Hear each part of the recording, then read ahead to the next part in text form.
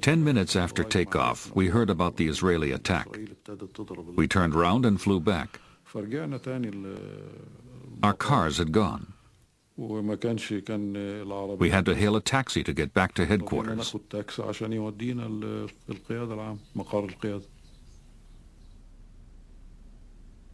By the time Marshal Amer's taxi got him back to headquarters, Egypt's Air Force was destroyed.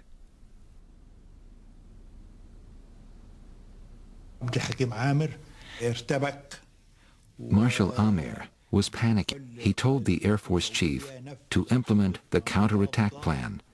The Air Force chief replied, "How can I? I have no aircraft."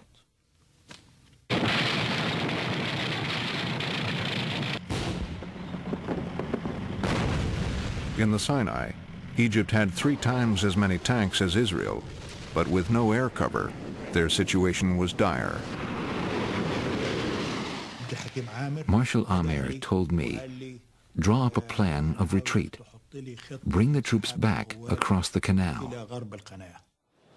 Marshal Amer had been a close friend of President Nasser for more than 20 years.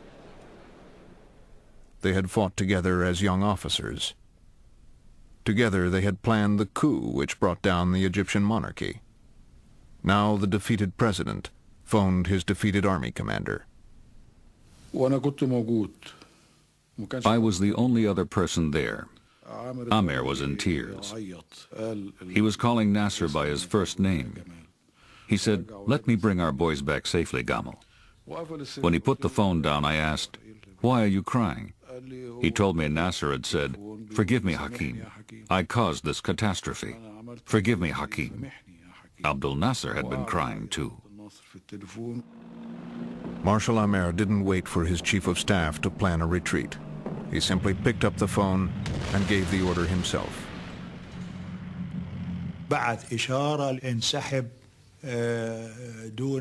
The order was, "Withdraw back across the canal. Leave the artillery behind."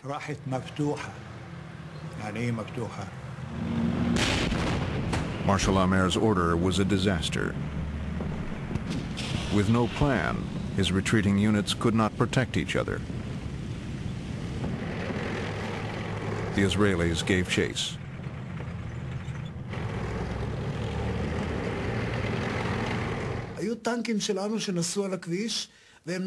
Our tanks had Egyptian tanks in front and behind them. We attacked them from the ground and from the air. Thousands were destroyed. They were all burning. It was a terrible sight. 338 Israelis were killed. But the Egyptian dead numbered 15,000.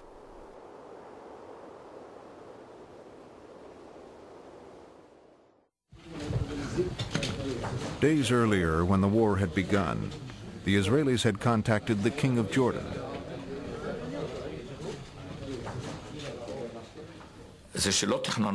We did not plan to take Jerusalem or the West Bank.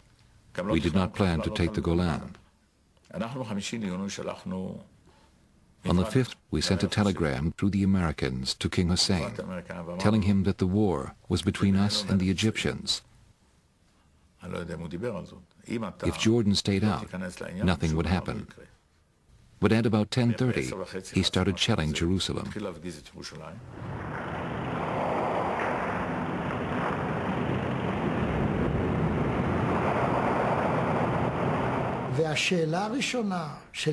Teddy Kollak, the mayor of Jerusalem, asked me at the command post what he should do with the children in the kindergartens and schools. In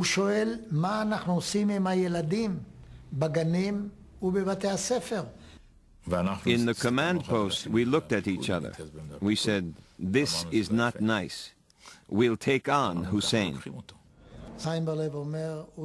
The deputy chief of staff called me. He said, "Uzi, you are authorized to enter the old city.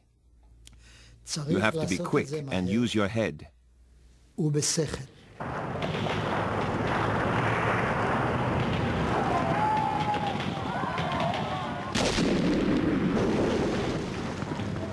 It took the Israelis 10 hours of bitter street fighting to defeat the Jordan Legion soldiers defending the Old City.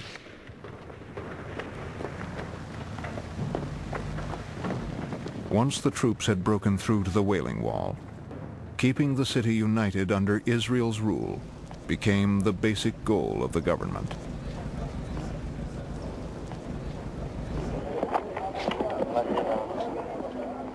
When the battle ended, Jordan had lost not only the Old City, but all the land on the west bank of the Jordan River.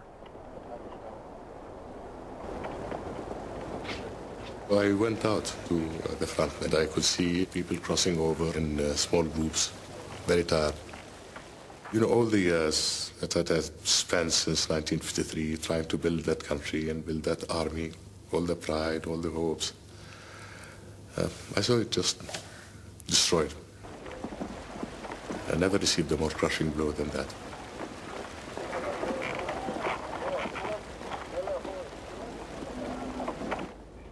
Mr. Prime Minister, does Israel wish any territory beyond the territory she now holds? No, sir. No, sir. We don't need any additional territory. We want only to develop this territory that we have. There is so much to put in energy and money and in brain that we have a little. We don't want any additional territory. With Jordan and Egypt defeated, Israel turned its might on the Golan Heights, the site of frequent attacks from Syria. Dayan said, "We're going to take the Golan now." I remember that some ministers from the religious parties were opposed to this.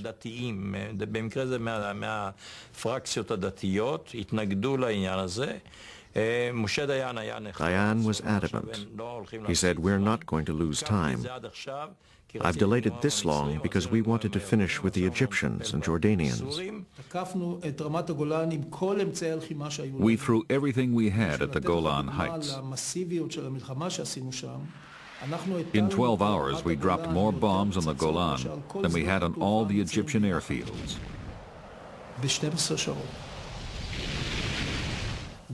Rockets, bombs, napalm, everything we had. The whole war had been sparked by a false Soviet report of a threat to Syria. Now that Israel was actually attacking Syria, the Soviets were forced to react.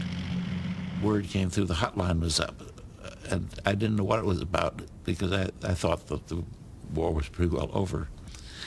Nevertheless, I went back immediately to the White House. The usual suspects were there, McNamara and the rest.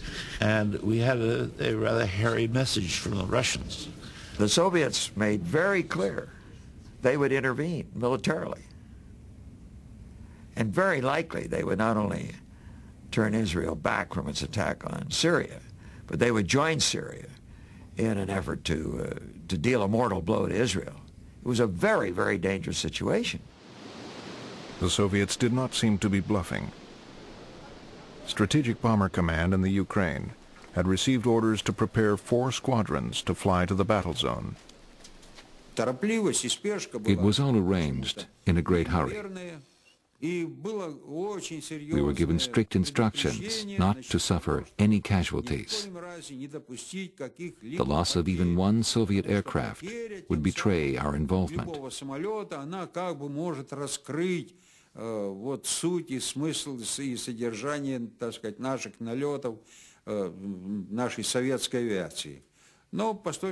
But we saw this was unrealistic, so we had to find another way.